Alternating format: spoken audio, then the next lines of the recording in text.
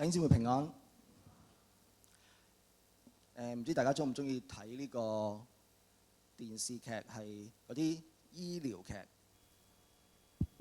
中意啊，係嘛？你中意睇香港嗰啲定係外國嗰啲啊？梗係 ER 啦，係嘛？即係嚇，我都追咗好多年㗎啦嚇，即係而家喺10幾年前已經有第一季咁樣樣啊。最緊張係啲咩情節咧？啊，就係我覺得就係嗰啲個病人嗰個傷者發覺咦冇反應喎，跟住咦冇呼吸又冇心跳，咁即係點啊？急救啦係嘛？1、2、1、2啊嘛，即刻做 CPR 啊咁樣嗰啲。咁最傷感係咩嘅情節啊？就係急救完一輪，跟住個醫生走埋嚟講 certify 救唔返。頭先領師都問我哋啊，今日我哋嘅信心係仲跳動緊啦，定係已經靜止咗落嚟咧？我哋嘅信心需唔需要做啲急救？救唔救得返呢？我相信雅各佢諗起嗰啲散居喺唔同地方嘅基督徒，佢都擔心佢哋嘅屬靈生命仲有冇反應？會唔會佢哋嘅信心有啲已經冷淡咗、停頓咗，甚至退後咗？所以佢喺呢段嘅經文，佢就不斷嘅強調，信心如果冇咗行為，就係死嘅。第17節講一次，然後26節再講一次，中間20節呢，雖然個字眼唔同，但係其實個意思都一樣。冇行為嘅信心係冇用嘅，其實真係死嘅。正所謂重要嘅嘢要講3次，係咪？所以我好相信雅各喺呢一度，佢好想強調話俾我哋聽，留意啊，信心係需要有行為嘅，如果唔係就死得㗎啦。所以呢3句嘅命題，將呢段嘅經文分咗3個部分。而第一個部分你會見到雅各佢用咗2個嘅情況，提到如果係咁樣樣，你覺得有冇益處嘅呢？然後中間佢又用咗2個嘅對比，首先係2個唔同嘅信心，2種唔同人嘅信心，然之後甚至係你同埋魔鬼嘅信心，然後最後嗰部分頭先大家都讀到係咪？提到2個舊約嘅人物，分別就係亞伯拉罕同埋拉合，佢哋點樣稱義嘅呢？雅各好工整嘅喺呢度，你見到用咗3個嘅部分，每個部分有2個嘅段落，咁樣嘅去重複不斷嘅強調，冇信心嘅行為係死嘅，所以我哋需要有嗰個揾翻嗰個不死嘅信心。經文開始係咁樣講嘅，佢話如果有個人佢自稱有信心，但係其實冇行為嘅，咁對佢嚟講有咩益處呢？呢個嘅信心能唔能夠救佢呢？當雅各咁樣問嘅時候，你覺得個答案係咩？雅各梗係唔係因為佢唔知咁樣問啦？佢亦都其實假設嗰啲嘅讀者讀咗問呢個問題之後係有答案㗎。一個人話佢有信心，但係冇行為嘅，嗰個預設嘅答案其實就係冇益㗎啦，就係其實係救唔到佢㗎咯。因為其實耶穌都係咁樣講嘅，喺馬太福音第7章登山寶訓嘅尾，耶穌咁樣話，佢話唔係每一個對我講主啊主啊嘅人都能夠進天國嘅，係嗰啲遵行我天父旨意嘅人先至能夠進去。口講話有信心，翻到嚟教會我哋話主啊主啊祈禱，我哋唱詩歌，係嘛？好多人都係咁樣，但係我哋有冇遵行天父嘅旨意呢？我哋有冇相應嘅行為呢？呢個先至係真係叫我哋能夠進天國嗰個係關鍵。可能你聽到呢個嘅時候，你即刻好擔心嚇，唔係話口裏承認、心裏相信係嘛，我就得救嘅咧咩咁樣？我先劇透咗先，講咗個結論先。如果即係你係一個垂危嘅病人，我哋做傳道嘅時候都會探病，好多時真係都會遇到呢啲情況。個病人已經瞓咗喺床度啦，已經咁我哋同佢去講福音，讓佢聽認識主耶穌。可能佢真係已經身體已經好軟弱啦，佢只係可以好簡單去表示佢願意去接受。佢用咗佢最後嘅嗰個力氣去表達佢願意信耶穌，甚至可能都趕唔切為佢洗禮啦，咩都做唔到噶啦。起碼我自己我覺得佢願意去接受耶穌嘅救恩，因着佢呢份咁單純嘅信心咧，佢係得救嘅。所以唔使擔心。我相信第時上到天堂都會見到佢嘅。不過個現實係大家都生好坐喺度，係咪？我哋今日都仲可以自出自入，周圍去。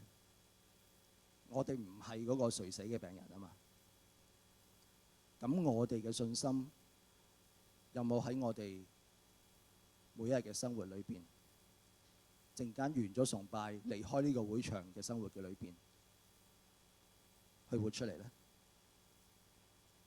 呢個就係我哋嘅問題，我哋嘅挑戰。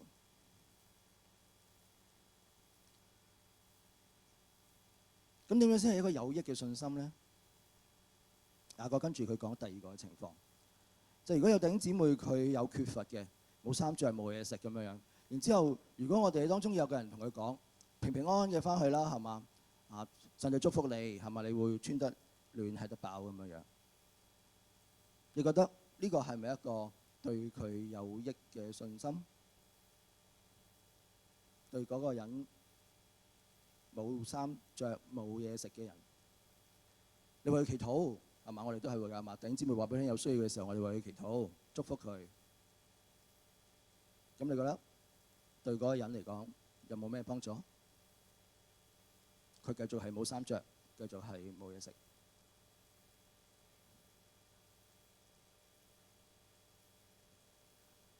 佢需要嘅係我哋真係按住佢嘅需要去幫助佢，好具體嘅，俾嘢佢食，俾衫佢着。而當我哋咁樣做喺呢個最卑微嘅弟兄身上面嘅時候，大家可能都記得喺福音書耶穌講，當審判嘅時候，耶穌就會稱讚呢啲嘅人，你哋為我做咗呢啲嘢真係好啦。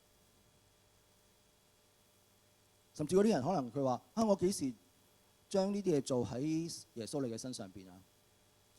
耶穌話其實你做喺呢啲最卑微嘅弟兄嘅身上邊嘅時候，就係做喺我嘅身上邊。一個真正對人有益嘅信心，唔係淨係為佢祈禱。當然祈禱唔係壞事啊！我哋都鼓勵大家多啲祈禱嘅。但係當你為嗰個人祈禱嘅時候，其實你係咪真係知道佢個需要喺邊一度？當我知道佢嘅需要喺邊嘅時候，我係咪可以多走一步？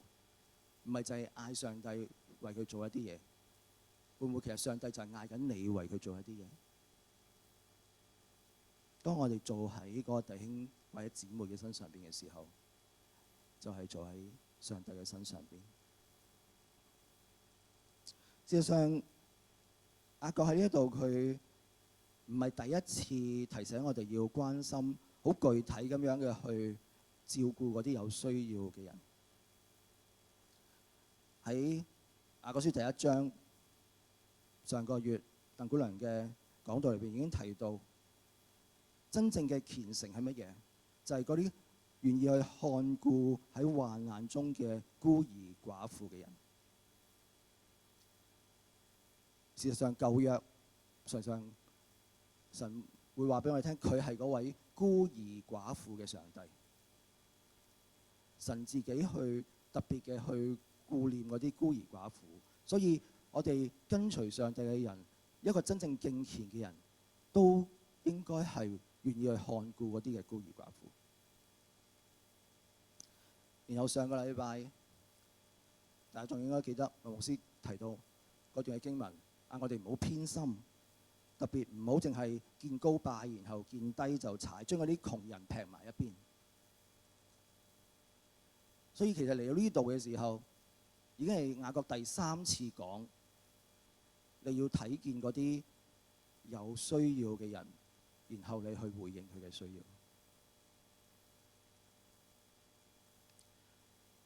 我未嚟美孚堂之前，我知以前侍奉嘅教會喺觀塘區，大家都知道係香港其中一個最貧窮嘅區域。咁所以過時過節咧，呢排就嚟緊端午節啦，係咪？咁派粽啦，中秋節就會派月餅啦。我哋真係會去探訪嗰啲基層嘅家庭或者一啲獨居嘅長者。咁佢哋見到我哋嚟會好開心嘅，即係我哋真係會帶住一啲禮物去。佢哋未必去到真係話冇飯開嘅，但係佢哋真係唔捨得咧買呢啲過節食品嘅，因為其實你知啦，月餅而家都唔平㗎嘛，啲粽都幾貴㗎嘛。如果一家幾個人咧，即係要過節要慶祝要使多啲錢，對佢哋嚟講都係每一蚊都要計過。咁當然我哋唔係就係送禮物去咧，我哋去關心佢係嘛，同佢傾下偈，同佢分享耶穌。但係呢啲就係一個好實在嘅一啲嘅幫助。今年我哋美孚堂都有即係我哋都有去探訪，都有去派粽。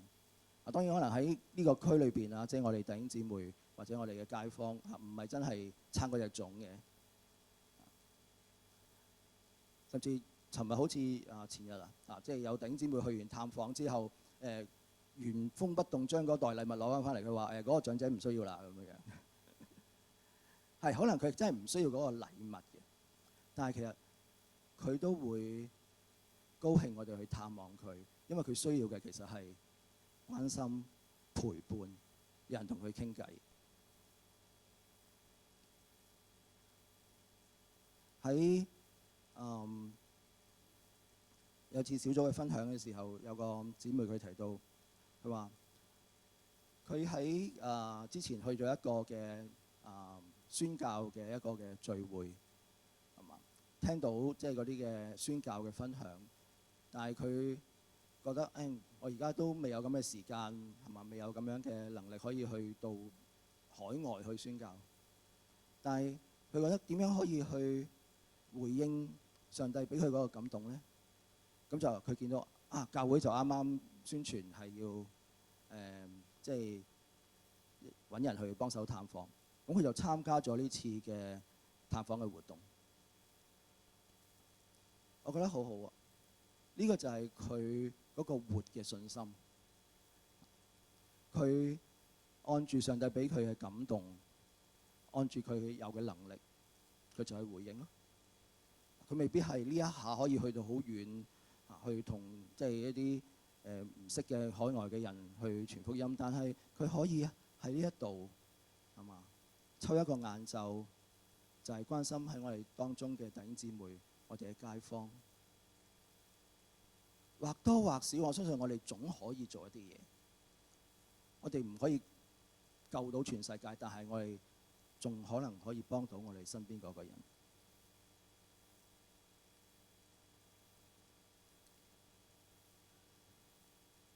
所以雅各繼續提醒我哋要放低嗰個冇用嘅信心。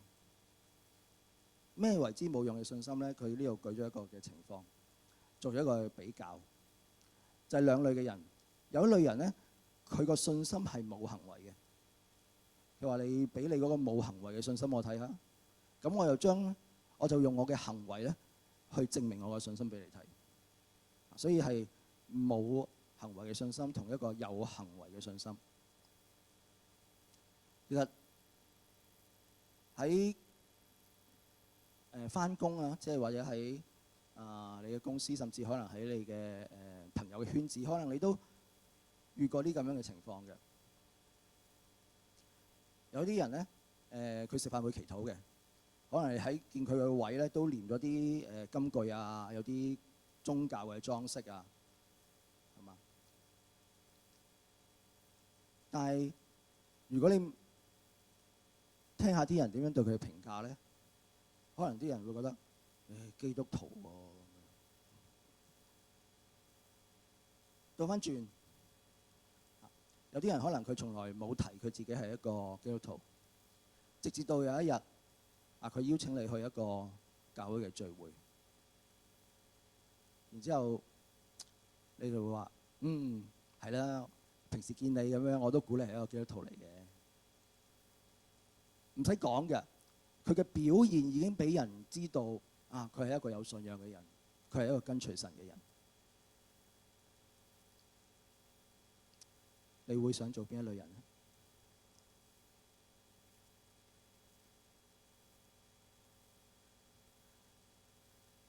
其實耶穌喺登山部分都係咁樣講，你哋嘅光都應該係咁樣照喺人嘅面前，好讓人見到你呢啲嘅好行為嘅時候，就將榮耀頌讚歸俾你哋嘅天父。一個活嘅信心，有用嘅信心，係透過我哋嘅好行為，讓人見到上帝嘅信心。相反，雅各話：如果你相信神只有一位，咁係好嘅，不過咁係唔夠嘅。你話相信神只有一位，唔係一個我哋嘅核心嘅信仰嚟嘅咩？當然係啦。即係如果大家記得舊約係嘛，10誡第一誡係咩？除我以外，你不可有別嘅神啊嘛，係咪？咁所以呢個係由舊約到新約一個基督教好重要嘅觀念，我哋信一個上帝嘅啫，係咪？其他嗰啲都唔係真嘅。所以呢個係啱嘅。雅各都話你做得好，佢唔係話呢樣嘢錯啊。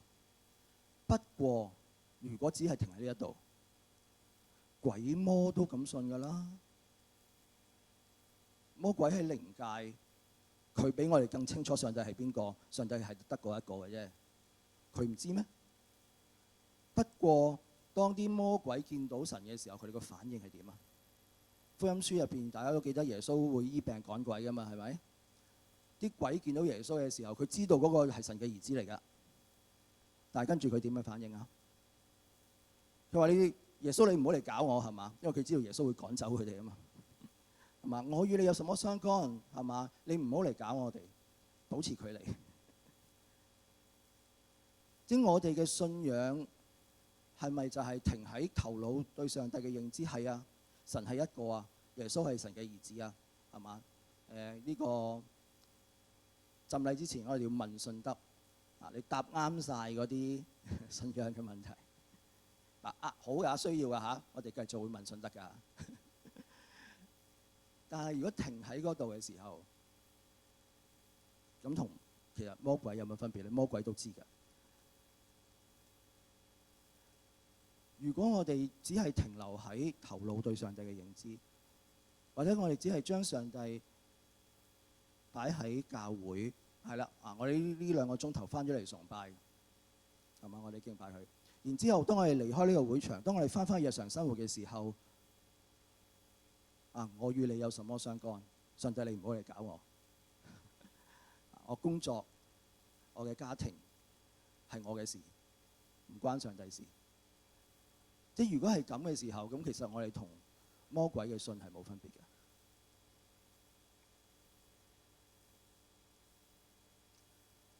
我細個翻教會嘅時候咧，就學點樣去讀聖經啦。其中一個嘅即係查經嘅方法咧，就叫做 OIA。有冇人都學過呢啲查經方法㗎？有少少人岌頭，好過尋日係冇嘅，完全冇。咁其他人咧，你有冇學過其他一啲查經嘅方法嘅？我應該咁樣問。任何嘅查經方法唔一定 OIA。可能主日學要補下課。OIA 係咩咧？其實簡單嚟講就係我哋讀聖經嘅時候咧，我有幾個步驟啊。第一個步驟就係 O 就係 observation，你觀察睇下經文寫咗咩先，係嘛？白字黑字有啲咩已經寫咗落嚟。然後就 interpretation 啦，解釋係嘛？咁嗰啲字可能你每隻字都識㗎嘛，但係砌埋一句就唔識㗎嘛，係嘛？需要解嘅。好啦，但係唔係停喺度喎。跟住仲有 application， 就係我睇咗呢段經文，我明咗佢嘅意思，咁跟住有啲乜嘢我可以做嘅咧？應用喺我嘅生活上邊。好多時我發覺咧，有啲弟兄姊妹佢好中意查經嘅，喺小組裏邊咧，佢哋都成日話我哋要查多啲經。不過咧，可能成個鐘頭裏邊咧，佢就花咗好多時間喺 O 同埋 I， 即係大家睇嗰段聖經啦，然後大家討論啦，跟住有唔同嘅意見啦，咁跟住拗親夢啦，跟住就1個鐘頭好快就過㗎啦。然後咧冇 A 嘅，冇時間去傾下究竟呢段經文可以點樣應用喺我哋嘅生活上邊。咁然之後咧就散會啦。下個禮拜翻嚟又查第二段嘅經文。可能我哋個頭腦上邊我哋識咗好多，唔係壞事嚟㗎嚇。我哋真係要明白聖經。但係如果只係停喺呢一度冇行出嚟，咁又有咩益處咧？呢個只係冇用嘅信心。所以最後雅各佢用咗2個舊約嘅人物去激勵我哋。第一個就係亞伯拉罕啦，以色列人嘅祖先。咁所以即係夠晒份量啦，夠晒代表性啦，係咪？呢度舉咗佢一個嘅例子，就係佢將佢嘅兒子，佢唯一嘅愛子以撒獻喺祭壇上邊。咁雅各就話啦：睇下係嘛？神稱佢為義，咪就係因為佢願意去將個兒子擺上呢個嘅行動咯。所以信心同埋行為係互相效力嘅。你嘅信心係需要有行為先至能夠去成全嘅。咁係咪代表我哋都要好似亞伯拉罕咁樣係嘛？哇！要攞晒所有嘢最貴重嘅嘢出嚟係嘛？咁樣先至叫信心咧咁樣。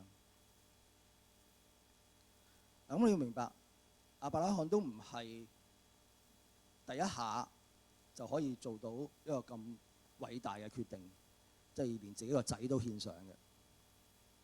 其實佢係累積咗好多年嘅信心先至去到呢一步嘅。喺希伯來書話俾佢聽，佢嚟到呢一步嘅時候係因為佢認定咗神能夠使死人復活。最初呢個嘅兒子其實係上帝應許賜俾佢噶嘛，大家記得個故仔嘛？係嘛？即係亞伯拉罕其實係結咗婚好多年都冇仔生咁樣，係嘛？跟住最後去到好老嘅時候，上帝先將以撒賜俾佢，係嘛？所以其實佢一路都經歷緊嗰個信心嘅考驗，一路有成長，一路經歷緊上帝嘅應許，一步一步嘅實現。所以嚟到呢度嘅時候，上帝話要收翻，你要將個仔獻上嘅時候，係嘛？佢願意咁樣去擺上，唔係因為佢有個人嘅一啲嘅能力，係因為佢仍然相信，既然呢個仔係上帝俾我嘅，如果佢呢一刻收翻，佢下一刻可以將佢從死裏邊復活，係嘛？上帝總有辦法。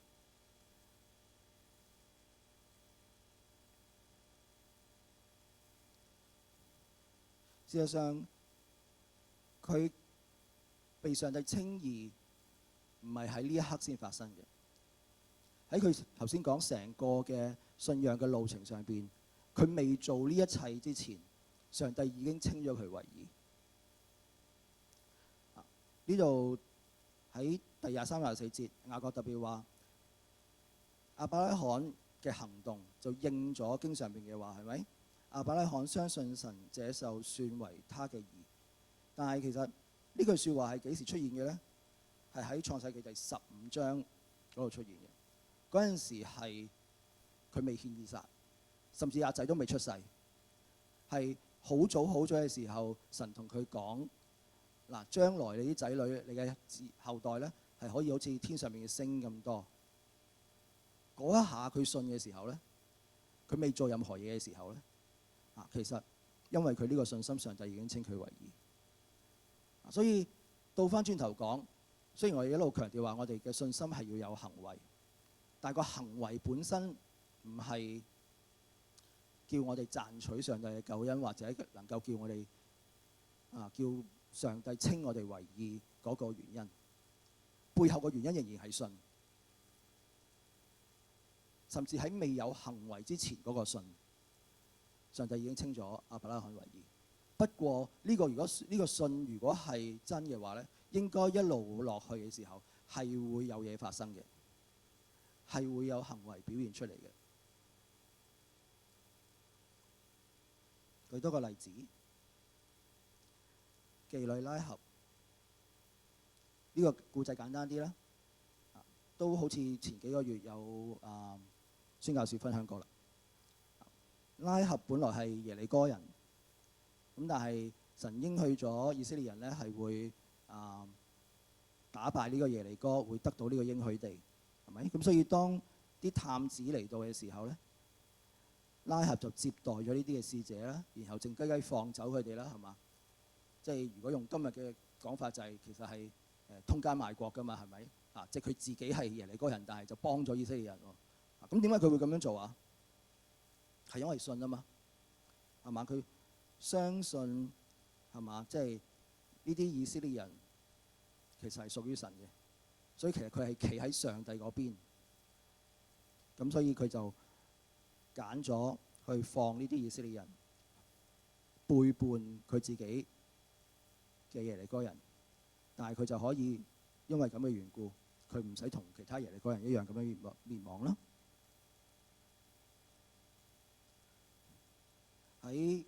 如果我哋去睇翻約書亞記嘅時候，我哋更加會見到佢嗰個認信。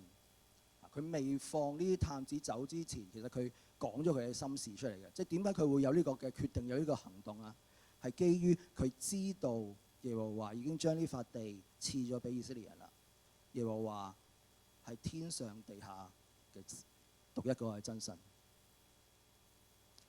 所以佢嘅行動背後仍然係嗰個嘅信念，係因為佢相信，佢咁樣相信就咁樣嘅行動。所以我哋唔係獨立嘅講，我哋要做好多嘢去取悅上帝，係嘛？然後佢稱我哋為義，我哋得救。唔係，仍然係講緊我哋相信上帝，所以我哋被稱為義，我哋得救。不過雅各要強調嘅就係呢個信心應該係會有相應嘅行動出現嘅。如果唔係嘅話，我哋就要好好檢查一下，會唔會已經呢個信心已經慢慢停咗落嚟。雅各用咗兩個嘅人物，亞伯拉罕同埋拉合，一男一女，一個係國父，係嘛？大人物，一個係妓女，最低下階層。佢哋一個係為上帝獻上，一個係將嗰啲嘅人放走。無論係你見到就係，無論你係咩嘅性別，你係咩嘅年紀，你係咩嘅地位，你為神或者為人做嘅事情，其實都可以係信心嘅表現。佢用咗呢兩個極端嘅人物，其實就係將所有人、所有事都拋晒喺裏邊。聖經入邊其實仲有好多嘅屬靈嘅偉人、信心嘅英雄，我哋可以當中去效法。喺結束嘅時候，我諗我就再用多兩個人物去補充。既然我哋係宣道會咧，就唔可以唔講我哋嘅創辦人宣信博士。大家有冇睇過佢嘅傳記啊？佢有幾本寫佢嘅傳記嘅，呢本係其中一本。大家知唔知道其實宣道會點嚟嘅？宣信博士係點樣或者點解創辦咗宣道會？呢啲會友班係咪應該要補一番課先得？宣信博士本來係長老會嘅牧師，佢喺紐約嘅一間長老會嗰度牧緊會，本來都唔錯嘅，係啦。但係咧，你知道紐約都係一個大城市啦，即係亦都龍蛇混雜啦，有錢嘅人，亦都有好多低下階層，有好多即係所謂三教九流嘅人。宣信咧，佢除咗牧會，佢亦都會去傳福音。咁佢見到喺街上邊好多呢啲即係所謂低下階層嘅人，有啲係即係好貧窮嘅，有啲可能係新移民，可能係唔同嘅情況。咁佢都好想同佢哋傳福音。咁又真係呢啲人願意聽，有啲人信咗耶穌。但係當佢將呢啲人帶返佢呢個教會嘅時候，佢發覺呢啲人融入唔到啊！教會嘅嗰啲嘅弟兄姊妹比較中產，唔係好接受到呢啲低下階層嘅人。然後宣信就好掙扎，我帶咗佢信耶穌，我想牧養佢哋，但係教會容納唔到佢哋，咁點呢？最後佢就離開咗呢個佢自己牧養緊嘅教會，佢就去帶住呢班嘅初信嘅人，低下階層嘅，喺另外一個地方開始去聚會，慢慢呢個就成為咗宣道會嘅雛形。宣道會係咁樣起家嘅，所以其他宗派我唔敢講，但係如果宣道會唔關心貧窮人嘅需要，唔願意去接納去服侍嗰啲基層嘅朋友咧，套用電影嘅句白，祖師爺唔中意嘅。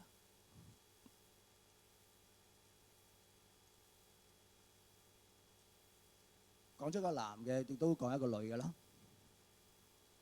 除咗宣信博士之外，其中一個喺宣道會入邊都好出名嘅人物就係何爾斯教士。頭先講宣信博士佢有上帝感動佢嘅時候，已經係佢本身已經做緊牧師啦。但係何爾斯教士呢，上帝呼召佢嘅時候，佢只係一個大學生，10幾歲。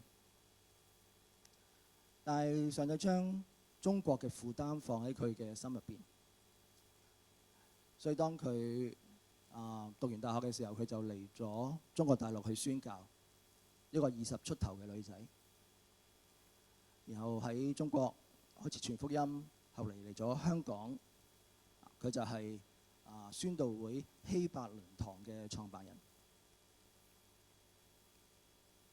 所以無論你係男，你係女，你係大年紀，你係年青人，我相信上帝都可以呼召你，都可以感動你。唔一定係做宣教嘅工作，但係總有一啲你可以去回應上帝嘅地方，有一啲你可以去服侍嘅人，有一啲你可以為上帝而做嘅事，叫人得咗益處，叫上帝嘅榮耀得咗彰顯，